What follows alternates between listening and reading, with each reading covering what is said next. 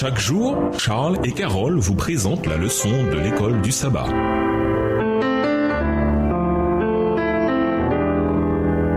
Bienvenue dans votre émission Dieu nous parle. Dans la leçon de jeudi, limites et règles. Le conflit cosmique est avant tout indifférent au sujet du caractère de Dieu, causé par les accusations calomnieuses du diable à l'encontre de la bonté, de la justice et du gouvernement de Dieu. C'est un genre d'action en justice cosmique. Un tel conflit ne peut se régler par la force, mais suppose plutôt une démonstration. Imaginons que quelqu'un porte de graves accusations contre une personne au pouvoir. Le meilleur et peut-être le seul moyen de faire taire ces accusations est de permettre une enquête transparente et libre. Si les accusations menacent tout le gouvernement d'amour, on ne peut pas se contenter de les glisser sous le tapis. Que signifie tout cela pour comprendre le conflit cosmique et le problème du mal? Si Dieu fait une promesse, peut-il la trahir? Bien sûr que non. Dans la mesure où Dieu accepte les règles d'engagement, son action future est moralement limitée. À ce titre, certains mots s'inscrivent dans le domaine temporaire du royaume des ténèbres. Lisons Marc 6, verset 5 et Marc 9, verset 29. D'après ces textes, comment même l'action divine peut-elle être totalement liée à des facteurs comme la foi et la prière? Marc 6, verset 5.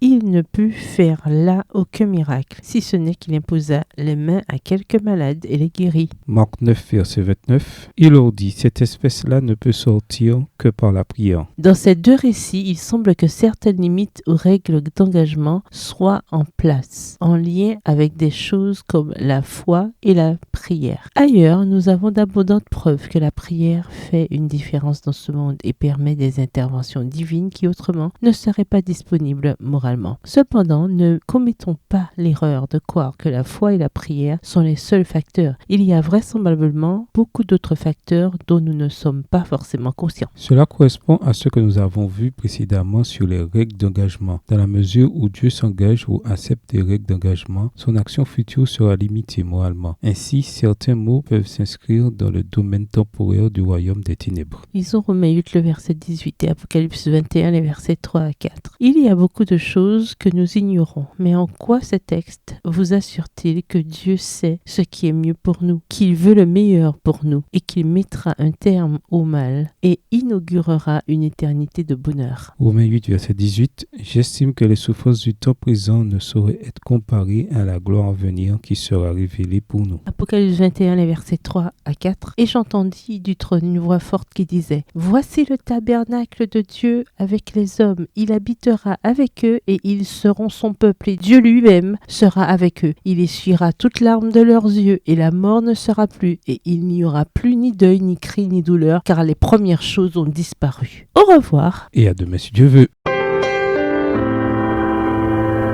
Dieu nous parle. Chaque jour, Charles et Carole vous présentent la leçon de l'école du sabbat.